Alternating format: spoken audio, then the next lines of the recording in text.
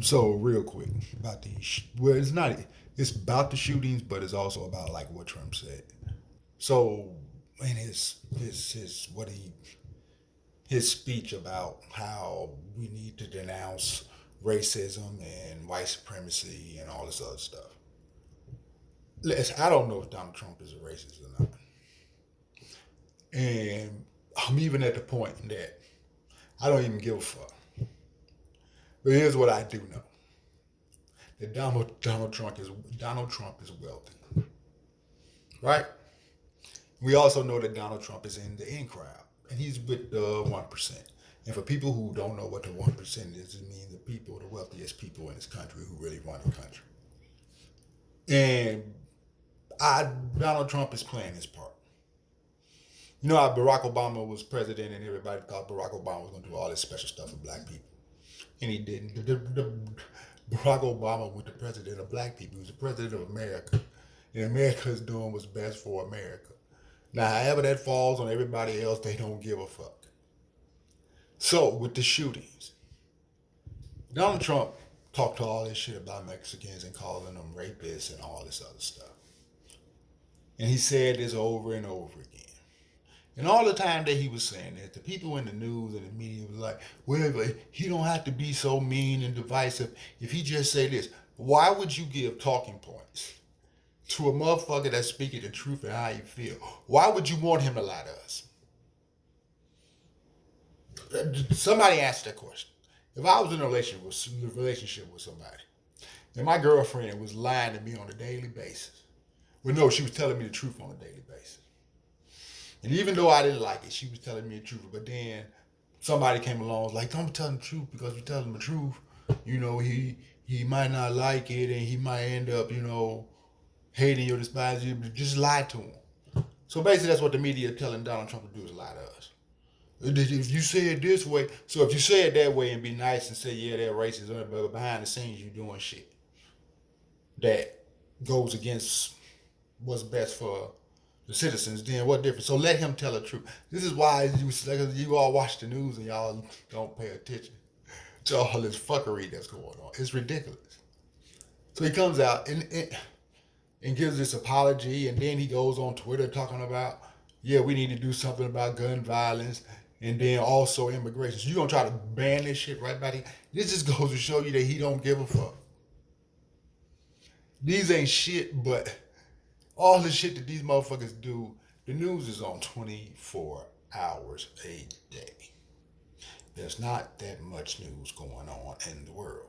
So what do they have to do? Create content. It's the same thing with motherfucking TV shows. You need episodes, right? You just can't have one episode.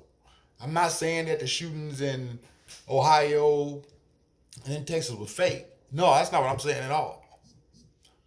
But I mean, all the shit that you see in the news and that they promote and come up with all this shit when shit just pop off and people say some stupid shit like a motherfucker just came out and said that Tupac must die and that how Tupac wasn't shit unless he stood next to Snoop until he stood next to Snoop. Yeah, really? It is just more talking points and conversation for these talk shows. That's all it is. And we fall for it. Well, y'all fall for it. And we have to learn to think for ourselves. And all this stuff is just going on and on and on. It just makes it's making us crazy. It's making us crazy, literally, because you got people who just want to ignore it, where it's not happening to me. It's too much to deal with. But then there's people in Ohio and probably in Texas didn't think that shit was gonna happen in their neighborhood until it came there. Then you got Mitch McConnell, Golden Girls looking at. Don't even look like one of the motherfucking bitches that played on the Golden Girls. I still I'm still trying to figure out if our government works for us because we pay taxes. Why in the hell are they not doing what we want them to do? What part? So what is this telling you? Mitch McConnell, 97% of the government voted for people to be what investigated before they get guns or whatever. Background checks. Damn, that was a fucking brain fart. This motherfucker won't even let the shit get up to the floor. Why? But the people we voted for that work for us know that, and 97% of these motherfuckers, our employees, want this to happen, and he's our employee too, but he's not doing it. And we just sitting back like, that shit cool. Buddy work. Can you do that at your job? Could you? No, you could not. So again, do your vote really matter, motherfuckers? I'm just asking a question. Do your vote really matter? Because it seems like these motherfuckers doing what they want, when they want, whether you like it or not, and they don't give a damn how you feel about it. They do it every day. And the bottom line when it comes to guns, and people all up in arms about the Second Amendment rights, this is about to hurt. And I don't care who get offended by it. You know who need guns? People who can't fight. People who don't know how to defend themselves. Scary ass people. That's who need guns. This is coming from a person who been shot before. That's who need guns. Even if you went to war. There was once upon a time where they didn't have guns when we used to go to war with people. They fight with swords and bow and arrows and all that shit. And the king himself would go to war. What do presidents do? Send your kids, you and everybody else, to get your shit blown off.